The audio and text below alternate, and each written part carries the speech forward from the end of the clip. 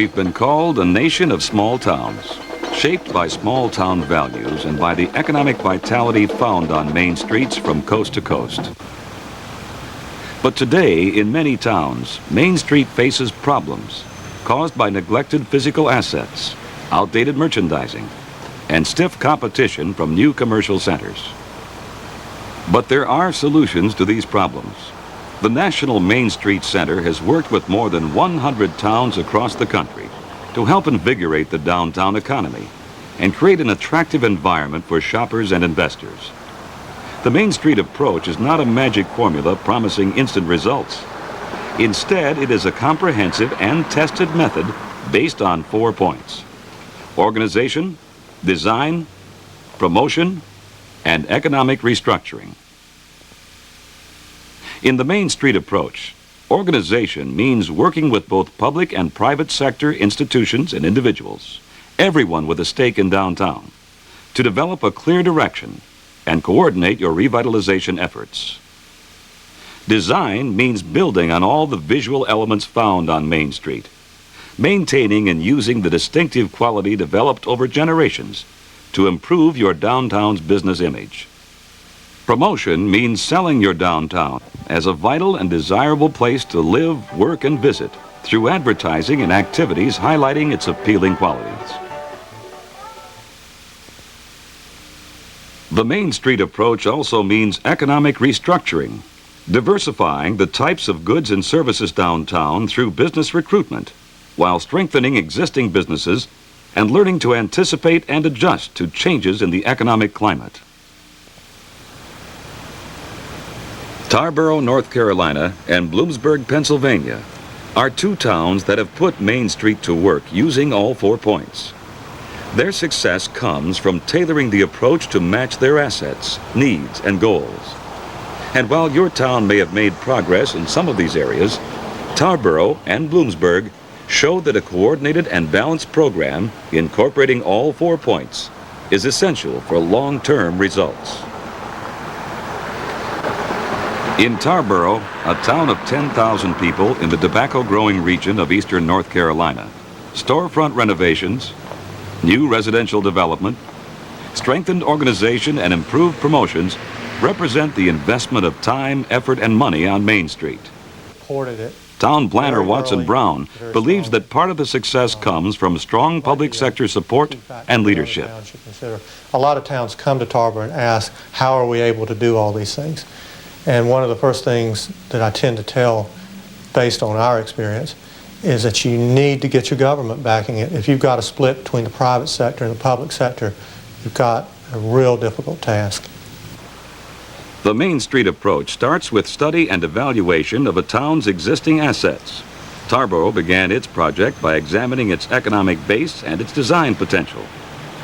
While the time spent planning was a necessary first step, local leaders recognized the need to move beyond the planning stage and begin some simple but highly visible storefront improvements.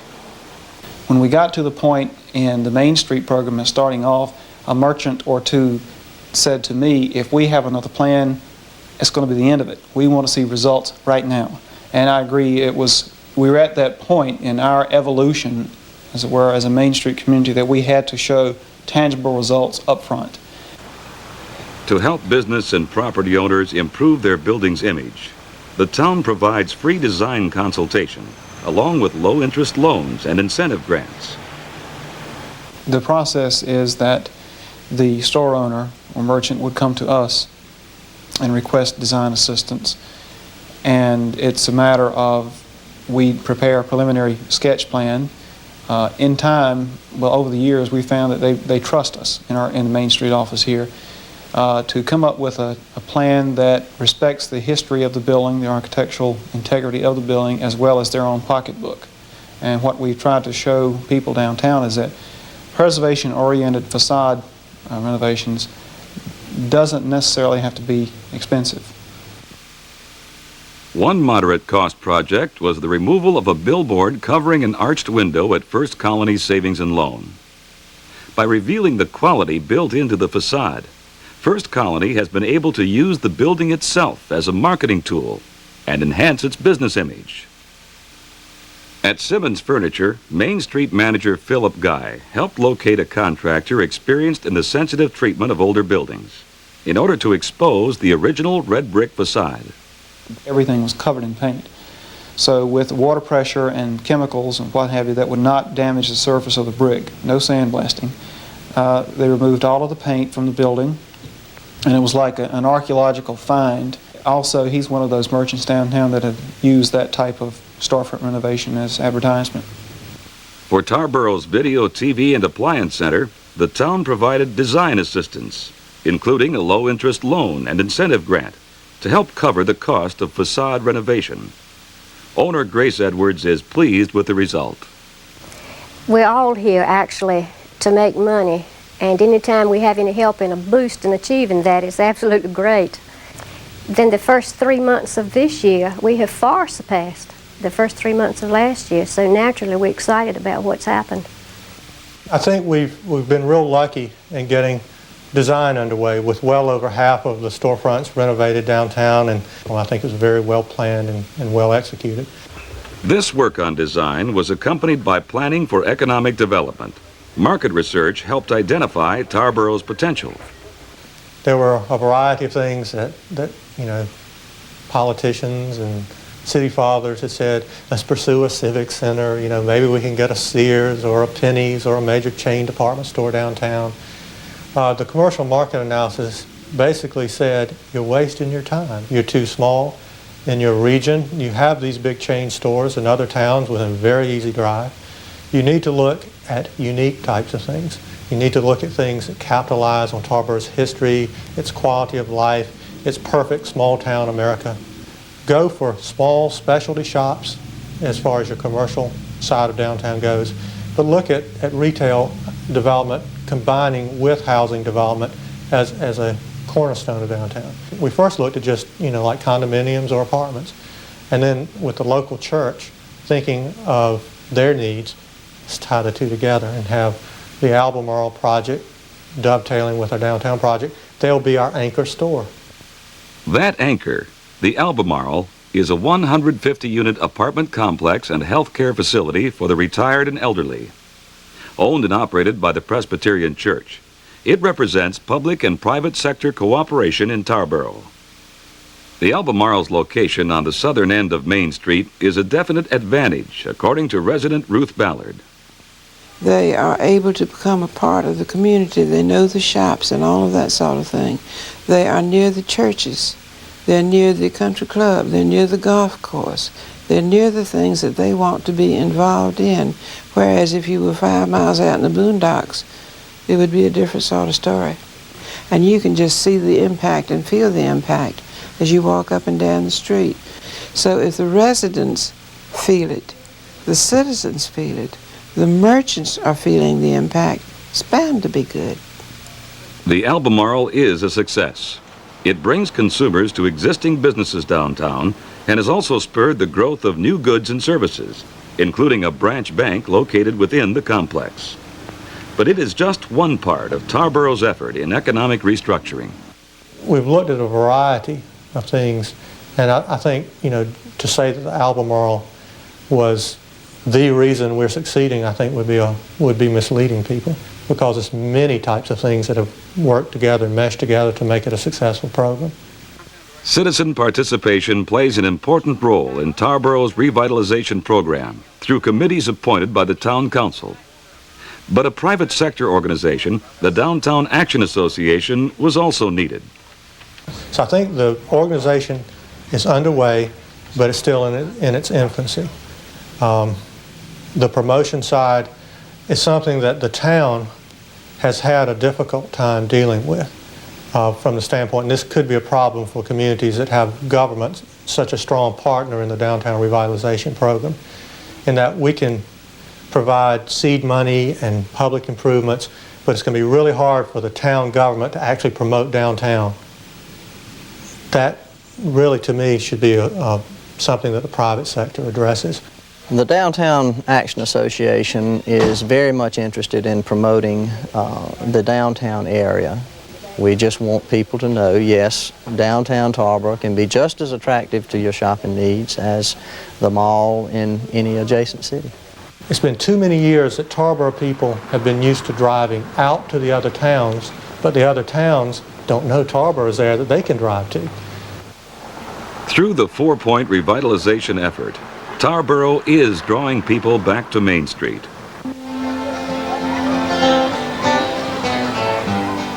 That's also true in Bloomsburg, Pennsylvania, where the Renaissance Jamboree attracts residents and visitors downtown. The annual event is both a symbol of and a reason for Bloomsburg's success, using the Main Street approach. Is there anything running now? Look there, here, smile, let's smile for the camera together. Is there anything running now? No, I don't. Well, at 7:30. Wow. Can you get on? The Renaissance is our first, best, successful special event. Local merchant Rosemary Hummel was an early supporter and organizer of the Renaissance Jamboree. She knows that it takes a coordinated effort to effectively promote downtown.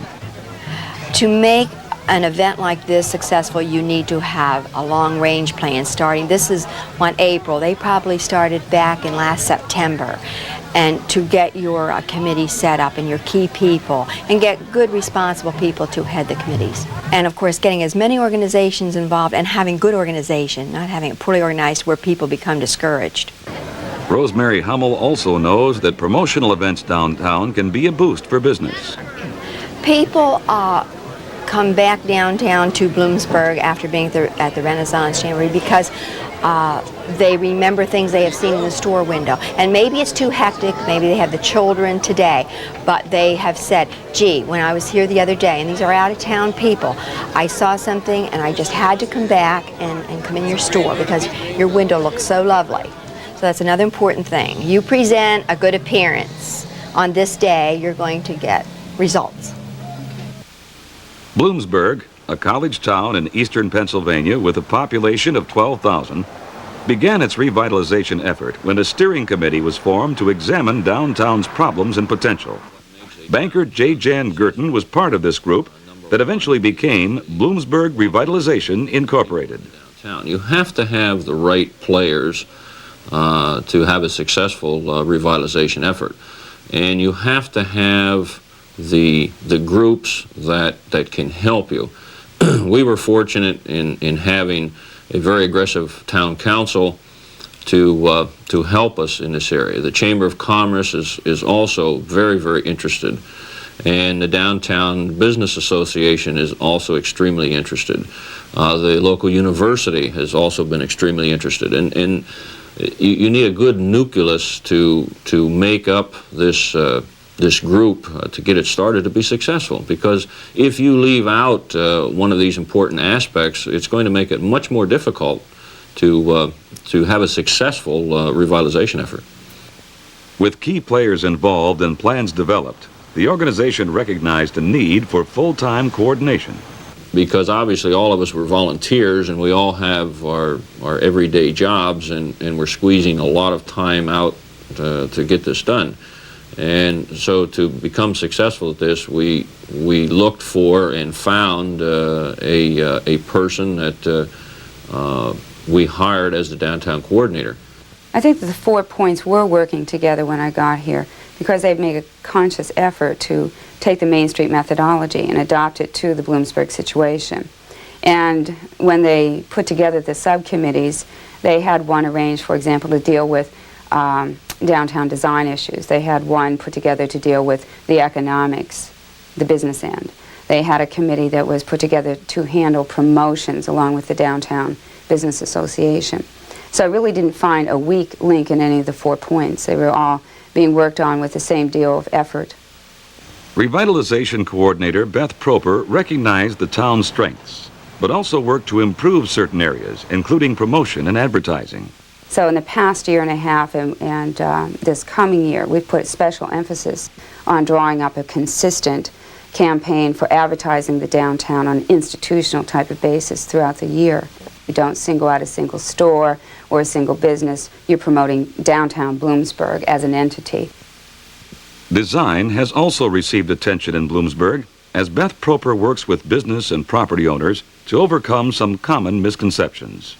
I think that downtown design is a difficult issue because so many people assume when you start talking about historic preservation and words like that creep into the conversation that you're going to make the town over in a colonial theme or Wild West. And one property owner was incredibly relieved when I asked him about his plans for his 1950s building, and he looked at me with some skepticism and said, "Well, I'm not sure what you want me to make it." And I said, "The point is we want each building to be what it is and not to make it into anything." Public awareness programs have led to facade improvement downtown, as Bloomsburg has made strides in the area of design.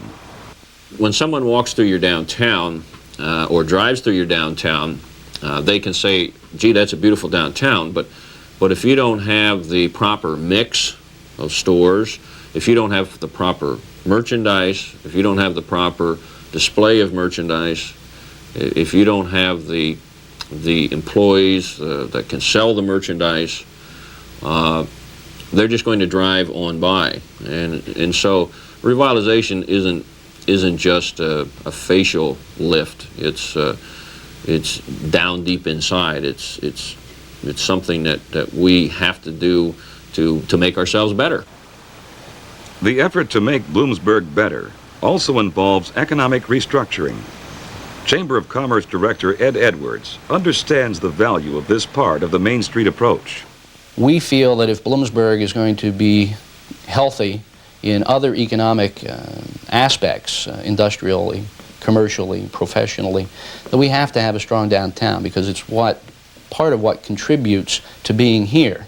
If our downtown were decimated, if our downtown were permitted to deteriorate, then living in this community wouldn't be quite the same as it is now.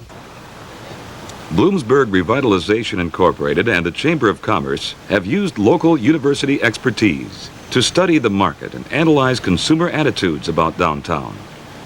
We've used the market research to identify those gaps in our product mix in the downtown and have tried to focus on those specific types of stores that carry the product lines that the consumers and the college students have said are missing. An effective business recruitment program is one result of the market research conducted in Bloomsburg. This data has also been used to strengthen existing businesses. The consumer attitude survey was incredibly important because it has led us in the direction of the business training classes. We felt that the markets are there, but they weren't being tapped to their greatest potential. And if we could offer some assistance in the merchants tapping them better, then that was one of our first duties. Right now we're running a series of classes on advertising, strategies, concepts, budgets, and so forth. Bloomsburg's use of the four-point approach has brought results, along with a sense of optimism about downtown's future. Revitalization in a community, I don't believe, will ever stop. It's not necessarily the one great big thing that we say we can accomplish. It's the many small things that keep falling into place and keep building. That kind of successful downtown revitalization happens when all 4 points, organization, design, promotion, and economic restructuring, come together in a comprehensive program, as they have in Tarboro and Bloomsburg. Get to know as much about your people, the shoppers, the business people, the building owners, your local officials, and find out what they perceive to be the problems. And then try to identify solutions to those problems that work or will work for you, not necessarily those solutions that have been incorporated into somebody else's success story, because that might not be your answer, but what you've perceived to be the best approach for what you have in your community, because virtually no two communities are alike. By using the 4-point approach, you can make things happen in your own downtown, tailoring solutions to fit your needs and assets. It will take time, effort, and a coordinated commitment. But your town, like others around the country, can put Main Street to work.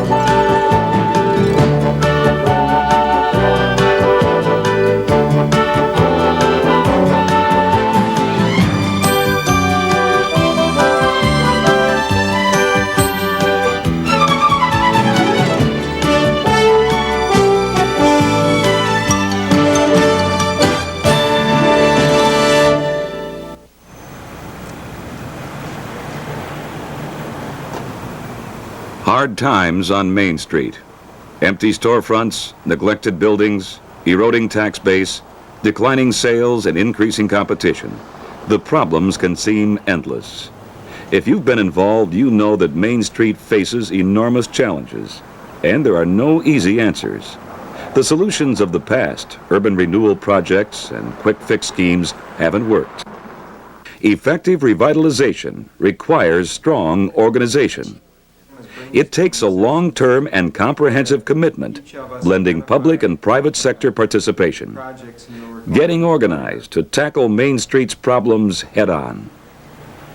Each of the towns you will see in this program, McKinney, Texas, Fergus Falls, Minnesota, and Shelby, North Carolina, discovered that organization has been the key to successful downtown revitalization.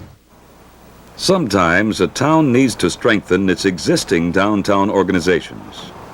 This was true in McKinney, Texas, a town of 16,000 located on the edge of the booming Dallas-Fort Worth metropolitan area.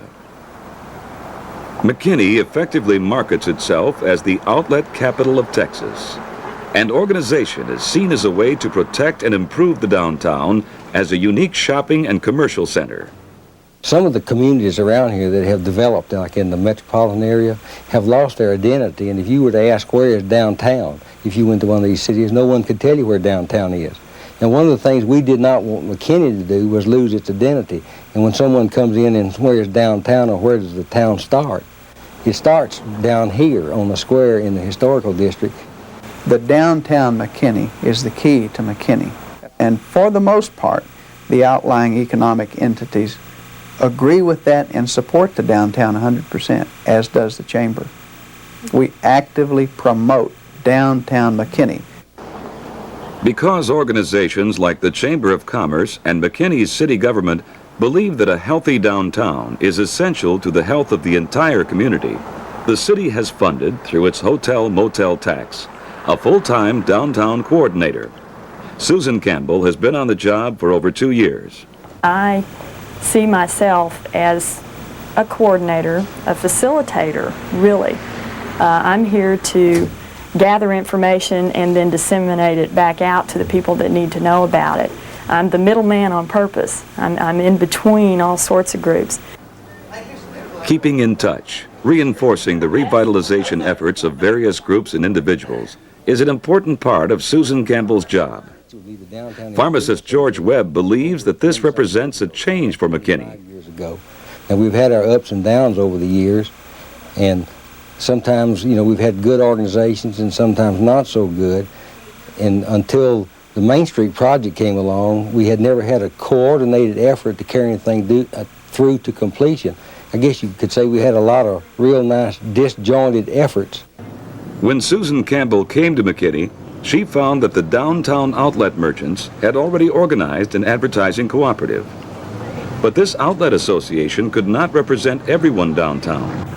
At the same time, there was a whole other group of retailers and professional people and property owners in McKinney that weren't a part of that group and really didn't have an active, structured group that they could participate in.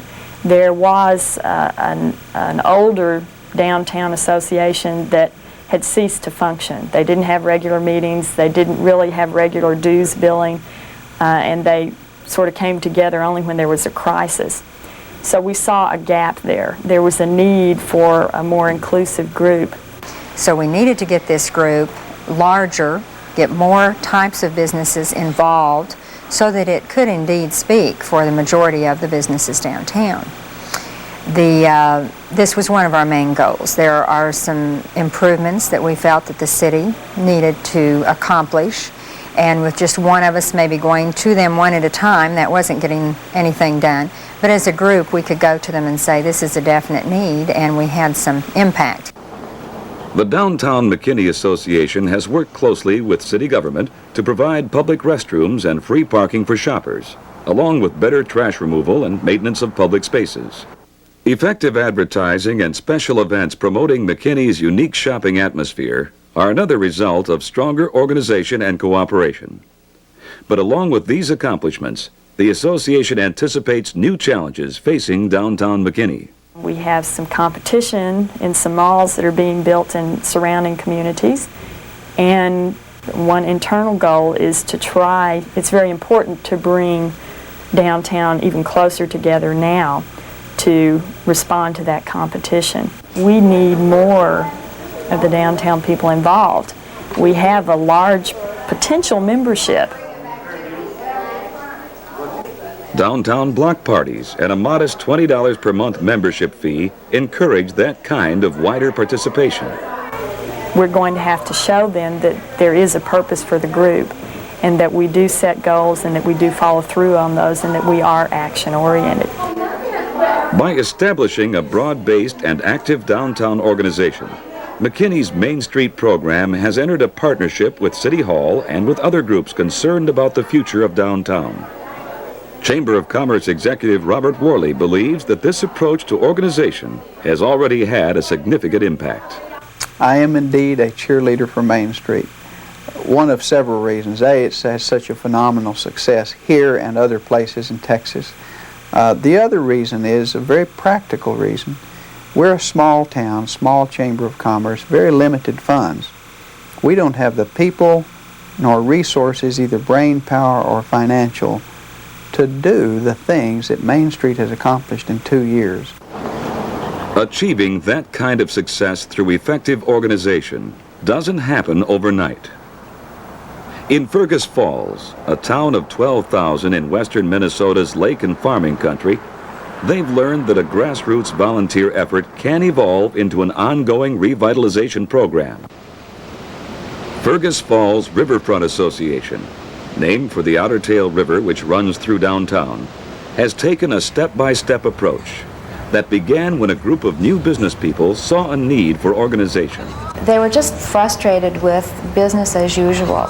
It's not easy being in business today, and it really helped to have that support from other people and encouragement and learning from older people who had been around for a while. The Riverfront Association is not just merchants. We're a group of professionals who range from merchants, doctors, attorneys, dentists, real estate people and insurance people. Anyone who is downtown is part of the Riverfront.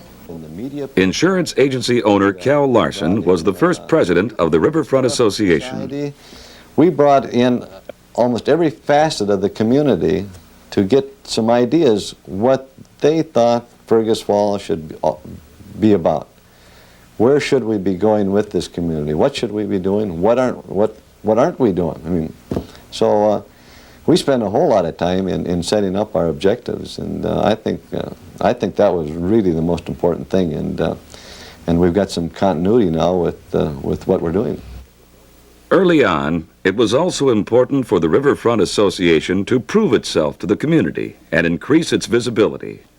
The early stages of the organization were very easy. We were goal-oriented. There was the parking meters, there was Christmas, there was what to do, how to bring people downtown. So it was basically, we started out doing a lot of promotional activities, and then it was easy. We had a lot of people excited about the group, excited about downtown, and we moved from one project to the other.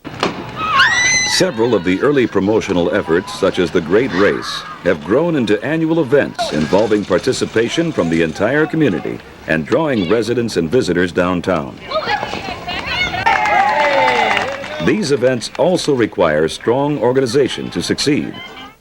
But my responsibility was to really choose people who would do a good job in the various committees that we had set up, and to have those people set some short-term plans, some long-range plans, and as a result of our meetings with the many organizations in the community, to assign those various responsibilities to the community, to the different committees. And it was really not a very hard task because we had so many people that were really dedicated to doing something about the downtown. The Riverfront went through 3 years of volunteer work, and that's very important. It brings the people in the organization closer together. You have a common goal, and you know you have to work together because there is no one else. You have to do the volunteer work yourself. Now we've come to the point where we do have a full-time manager. Former volunteer Joan Matheson is now the Riverfront Association's full-time staff person, funded by private sector contributions, matched by a grant from the city. Working with groups like the Riverbank Task Force, she coordinates the organization's efforts. Now we do have our standing committees, the design, promotion, economic restructuring, and now the Main Street Committee is the organization committee. But in order to get a few real important projects done, we set up task forces, and that way it's easier to involve some of the busier people in town. They would be willing to work on a task force that would have an ending rather than sit on a committee that would go on year after year after year. An example of that is our riverbank development work will be handled not through the standing design committee but through the riverbank task force. After we get those projects all sorted out and assigned to someone, then we will put specific deadlines on them. The outcome of this attention to creating an effective and well-run organization is an ongoing revitalization program for Fergus Falls. The annual Cleanup Day demonstrates the renewed energy and commitment the association has fostered downtown. But attorney Steve Roofer believes that the organization's biggest impact has come from changing attitudes. I think one of the ways that Riverfront Association has helped improve people's attitude is by the fact that it has succeeded itself. Because Riverfront has succeeded, people see that change is possible and success is possible. Achieving success through a strong public-private partnership is the story in Shelby, North Carolina. The Courthouse Square is the vital center of uptown Shelby for its 15,000 residents. Here, organizational efforts for revitalization began with the city's Economic Development Commission. It's an advisory group of citizens appointed by City Council, and these folks are concerned with creating economic activity, not only in the uptown area, but also throughout the city's corporate limits. Department store owner Hill Hudson has served on the board of the Economic Development Commission, but he also recognized the need for a private sector organization in Shelby.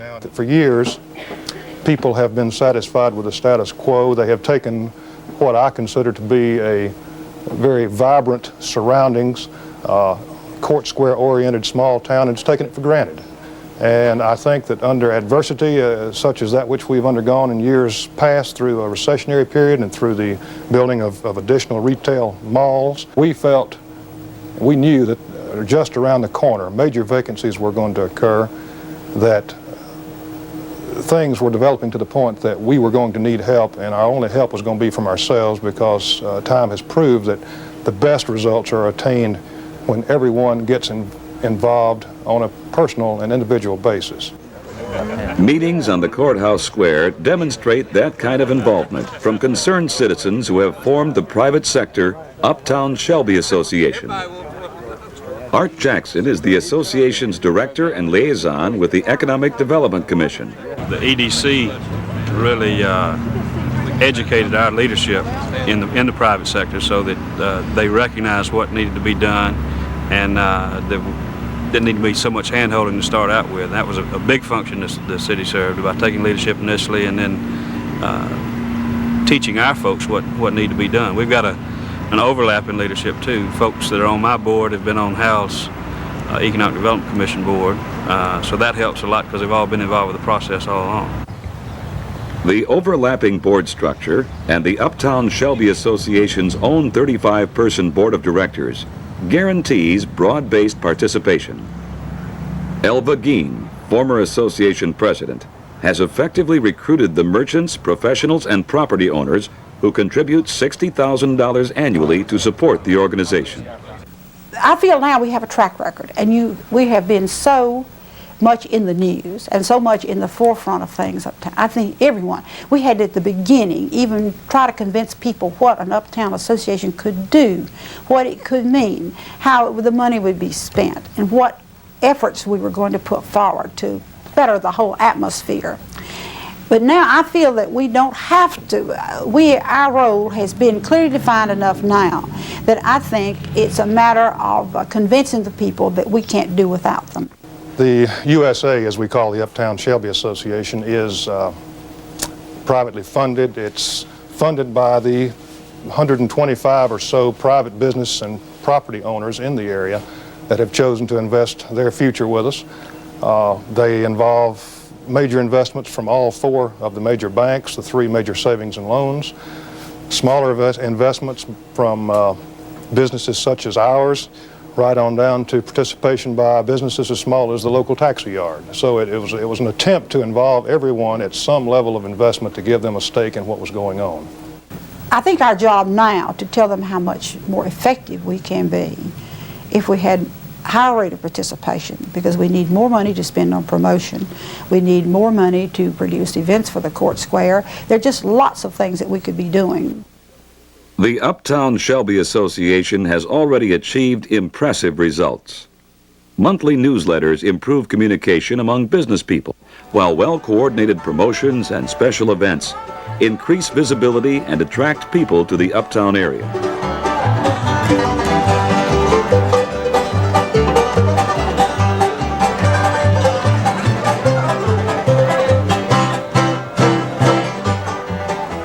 Shelby's year-round farmers market is another example of what a successful public-private partnership can accomplish downtown.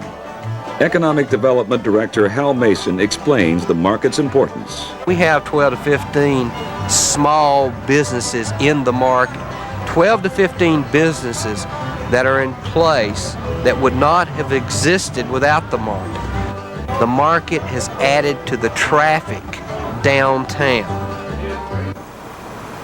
Shelby's most recent achievement has been the redevelopment of the Masonic Temple, located on a key corner uptown. With private capital and with funding generated through the Economic Development Commission's loan pool, Mason Square represents a mixed-use project, combining market-rate office and housing space. What's really unique about this is that the developer thought that he was taking a chance in putting a mixed-use project in Shelby, North Carolina, but of those 12 residential units, already before the building has been formally dedicated and formally opened, 11 of them have already been pre-leased. What's been developed here is a comprehensive program. We don't go too strong in any one area, whether it be promotion or design or economic restructuring. All the areas are addressed, and we're not putting all our eggs, if you will, in one basket, so that we're again looking at a long-term comprehensive approach to strengthening the downtown area. I think all of us want to see the Uptown Shelby organization continue. I don't think that, in spite of the fact that an awfully good job has been done, that we can sit back and rest and say that, well, now it'll run itself, because this uptown area needs to continue to be managed as a shopping center, just like any other shopping center, with the difference being that we're not under one roof and we don't have one owner. But our need for promotion and our need for continued exposure to the public is the same as a shopping center's, and that really needs to become, in my mind, the goal of the Uptown Shelby organization in years to come. In Uptown Shelby, downtown Fergus Falls, and around the square in McKinney, people have used the basic principles of effective organization to meet their town's needs and goals. They've learned that only through strong organization can they broaden their base of support, maintain a long-term commitment, and provide professional management and coordination for the effort. This kind of success is possible when local people get involved and organize to keep Main Street at work.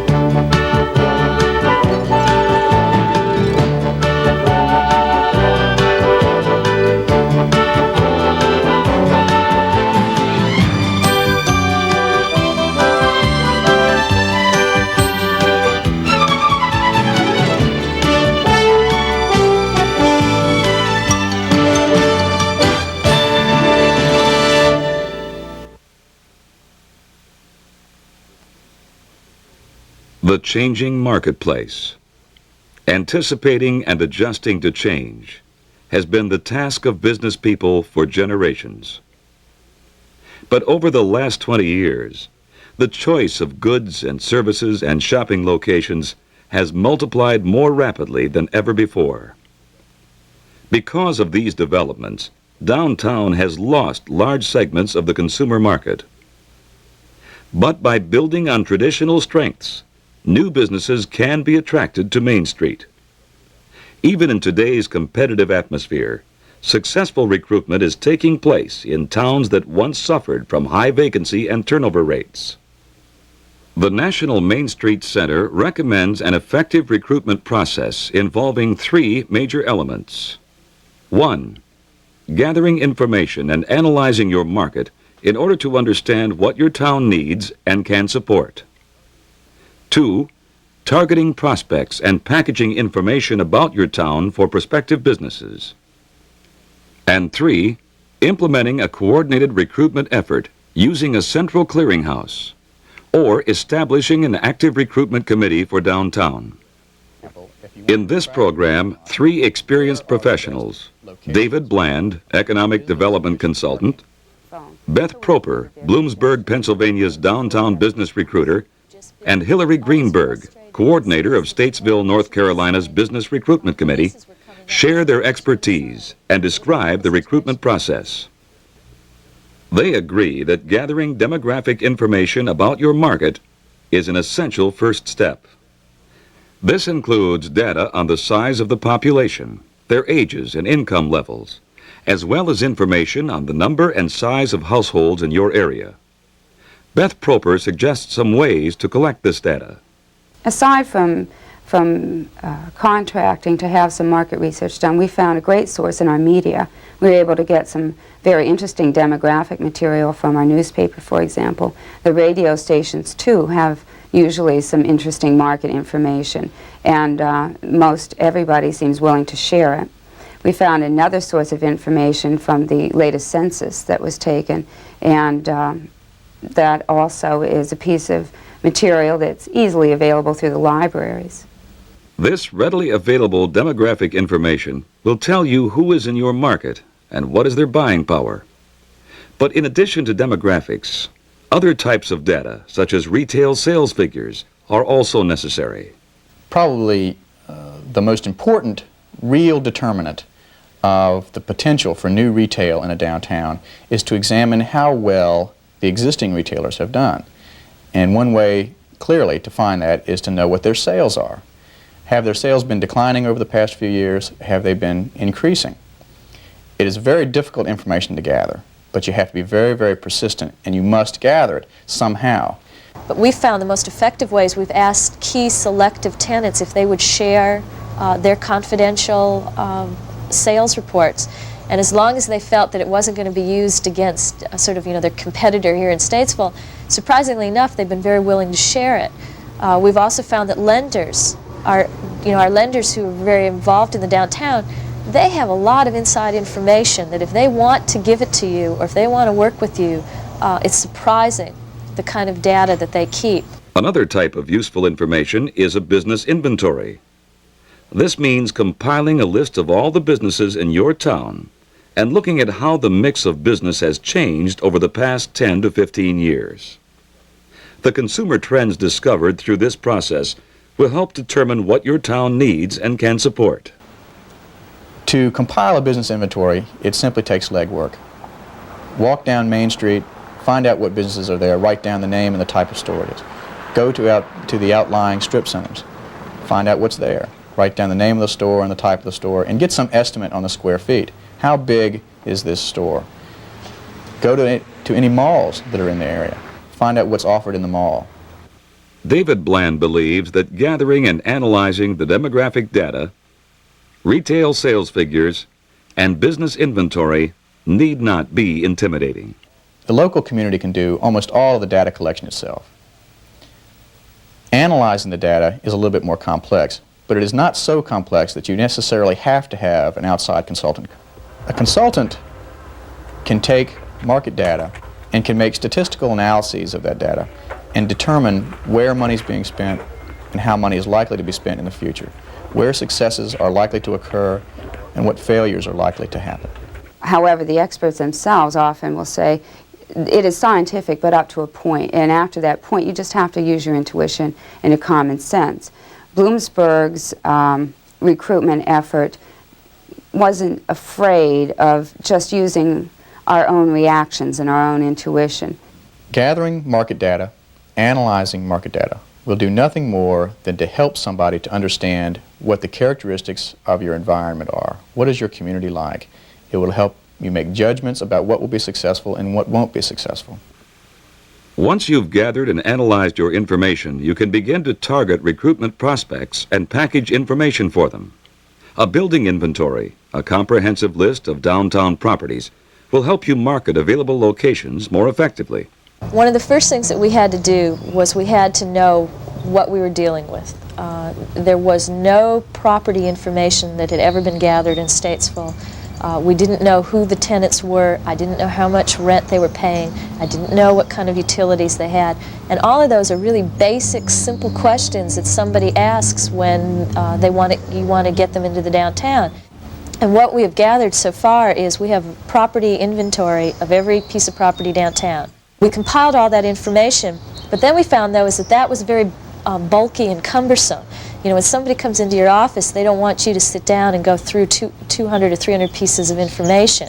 So what we've tried to do now is we're putting that on a computer so that we'll have that data just available. You're not only recruiting a business to a particular building, you're recruiting a person who will become part of your business community. Because of that, you need to sell your downtown as a whole. That's why understanding your overall business climate is part of the recruitment process. Evidence of a healthy business climate includes an organized merchants group with a regular calendar of promotional events, a supportive regulatory environment, financial assistance programs for new or expanding businesses, and an ongoing revitalization program downtown. Some of this information about your business climate, along with general market data and information about specific properties, can be used as a sales tool if it is packaged effectively. Once you have all your information gathered, you need to put it into a package that will be attractive to an investor. It's not going to make his decision for them. It's going to catch their eye. It's going to tell them this might be a good place to do business. With information gathered and attractively packaged, you're ready to refine your recruitment strategy. Once you have all of your information collected, you need to refine your strategy. You can't just go out and recruit anything that's out there. You have to know what kind of businesses you want in your downtown, and that comes from the analysis of your data. Do you want, for example, a white tablecloth restaurant or a lunch counter type of restaurant? Do you want a high-fashion women's clothing store, or do you want a more discount-oriented general clothing store or department store? All of that is information you would glean from your market data. As you refine strategy and target prospects, it is important to be realistic. For example, recruiting national chain stores to Main Street is extremely unlikely for most small towns. Regional chains are a possibility, but it can pay to begin by looking even closer to home. One of the first places we started was right here in our own town. I sort of feel that you have a better chance of convincing someone to come downtown to convince somebody who already is familiar with the area. If I have a business downtown who goes to a business down in an outlying area, they know who that person is, and they know his reputation, and I think it works a little bit easier. So we started making our, I guess you call it a hit list. If we said, for example, that we wanted a sporting goods store, we made a list of where the sporting goods stores were in Statesville, and who they were, and who was the key person to talk to. It's not enough just talk to maybe the manager. Maybe you need the silent partner. Whatever it was, we had to find the contact person. So we started in our own town, and then we started branching out. And we really have looked anywhere within, say, a 100-mile radius. So we had, we're building our property list, building our list of key stores that we want to make sure we find tenants for. And then at the same time, sort of on a separate list, you have your key stores you'd like to recruit in. And then it becomes sort of a matter of matching them. It doesn't happen too often, but it does happen that all of a sudden a K&W cafeteria comes in town and says, we're looking at space. You only get one chance like that, and you better have 6 possibilities and 2 that are really solid for him, or he's going to walk away. So by doing this process, I think we're taking a lot of the luck out and trying to make it a process that over time is going to pay off. By following this step-by-step process, Statesville, North Carolina and Bloomsburg, Pennsylvania have each implemented a coordinated recruitment effort. They've structured their programs differently, but they have both achieved success in retaining and recruiting business downtown. In Bloomsburg, a college town of 12,000, the Chamber of Commerce houses Bloomsburg Revitalization Incorporated, a private nonprofit organization. Being a Chamber of Commerce-based organization, we get an awful lot of requests from people who are wanting to open businesses, and their first logical stop is the Chamber of Commerce. What we do then is assemble a list of people who are wanting to open businesses. If we feel that the business isn't appropriate for the downtown, we will direct them to locations elsewhere. If we do feel that their business would be an asset in the downtown, then we will work trying to find them a location, trying to negotiate with realtors and landlords and so forth. This approach allows Bloomsburg Revitalization Incorporated and the Chamber to act as a clearinghouse for potential new businesses. The Brass Buckle was recently recruited to Main Street by Chamber of Commerce Director Ed Edwards. Mr. Jones operates a men's and ladies' clothing apparel store in a nearby community. Mr. Jones approached us about perhaps being a tenant, and we realized at the time that we had just lost one of our major men's retailers and felt that that would probably be a product line that would be needed in the community to continue to provide variety which would attract customers. We've looked at a lot of communities over the last year, basically, and it's taken us a year to come up with where we want to be. One of the advantages that we felt was the help that we got from Ed Edwards. The mix of businesses, including other clothing stores, was another factor in the Brass Buckle's decision to open a shop in Bloomsburg. Lots of times in downtown areas, everybody is afraid that somebody else is going to come in and take business away from them. This is not the case. If they know anything about business, good competition is going to breed more customers. And that was one of the things with Bloomsburg, is there are a variety of businesses. Plus the appearance of the downtown itself. And they're doing something about it. They're not sitting back letting things happen. They are making things happen. Statesville, North Carolina is also making things happen through business recruitment in a downtown that has faced major vacancy problems. Business recruitment for Statesville is the meat or the heart of what we're trying to do. If we can't bring in new businesses, if we can't help the ones that are here, we really aren't going to change the economic conditions in the downtown. So we decided to create a business recruitment committee. Statesville's recruitment committee includes a property owner, banker, lawyer, and retailer who volunteer their time to lead the town's recruitment effort. What we wanted to use the business recruitment committee for was sort of the front guard, that they're going to go out there and make the first contact and say to somebody, I'm going to change your mind. Let me at least talk to you. Let me at least show you my town. We're very proud of it. We think we make money here. We think you can too. The committee has matched this personal approach with a well-planned and realistic strategy. The business recruitment committee has been very selective about who it's gone after. There are many stores that we need, but we've taken them one by one as the ones that we think will make the biggest impact downtown, will generate the biggest traffic pattern, because as you draw more and more people into the downtown, it becomes easier and easier to support the others. A recent success for Statesville's business recruitment effort has been the transformation of an old livery stable downtown into a retail complex, including a restaurant and specialty shops known as the Landmark.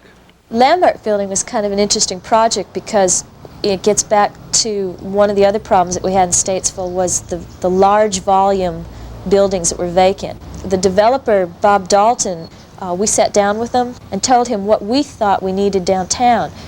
Several of those things that we wanted are in his building.